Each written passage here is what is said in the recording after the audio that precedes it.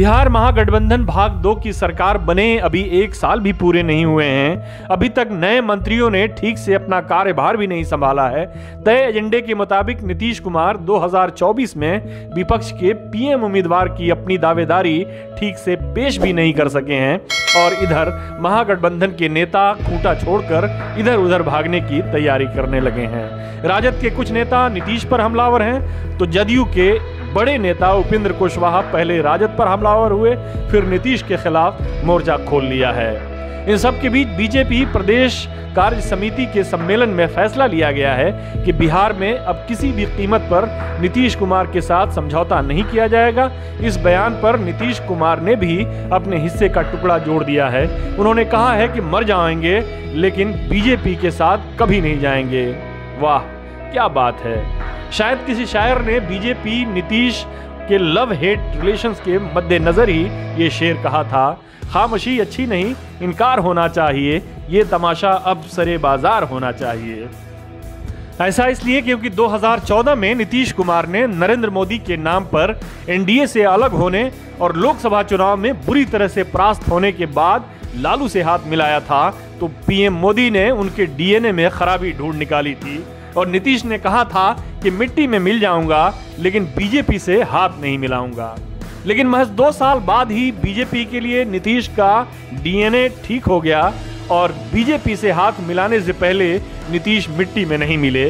हाँ, ये जरूर हुआ कि 2020 के विधानसभा चुनाव में बीजेपी ने नीतीश की मिट्टी पलीत करने की हर मुमकिन कोशिश की और उसे इसमें बड़ी हद तक कामयाबी भी मिली। नीतीश को बहुत जल्द एनडीए में अपनी हैसियत का अंदाजा हो गया। उन्हें फिर लालू के शरण में जाना पड़ा और लालू ने भी अपने लोगों से ये कहते हुए नीतीश को फिर से गले लगा लिया कि मुझे मालूम है वादा खिलाफी उसकी फितरत है, जो कहते हो निभाएगा, चलो मान लेते हैं।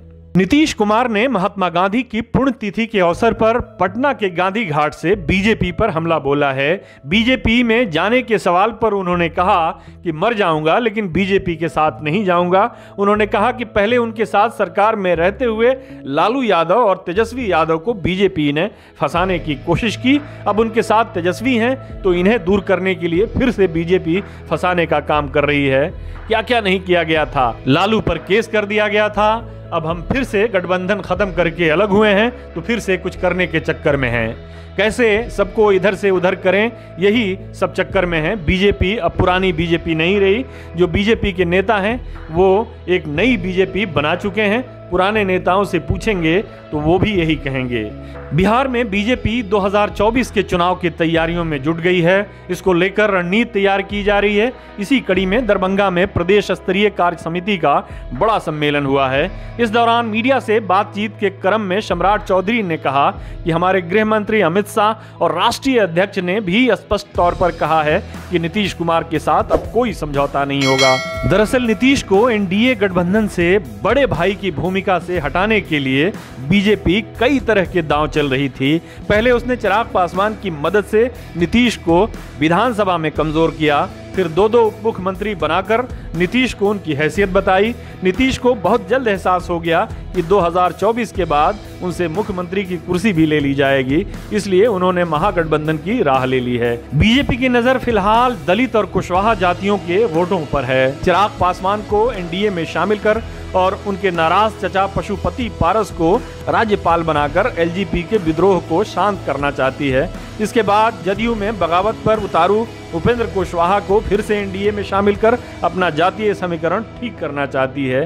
बीजेपी को इस जातीय इंजीनियरिंग में कितना फायदा होता है ये आने वाला समय ही बताएगा, क्योंकि 2015 के विधानसभा चुनाव में रामविलास पासवान, उपेंद्र कुशवाहा और जीतन राम मांझी बीजेपी के साथ थे। उसके बाद भी लालू नीतीश की युगलबंदी ने बीजेपी को चारों खाने चित कर दिया था। लेकिन अब नीतीश कुमार के बीजेपी में जाने से पहले मर जाने वाले बयान पर बीजेपी के नेता और बिहार विधान परिषद में प्रतिपक्ष के नेता सम्राट चौधरी ने कहा है कि पहले भी वो मिट्टी में मिल जाने की बात करते थे लेकिन भाजपा के साथ गठबंधन किया, नीतीश को बीजेपी में सम्मान दिया, लेकिन अब उनको राज्य में एक भी सीट नहीं मिलेगी।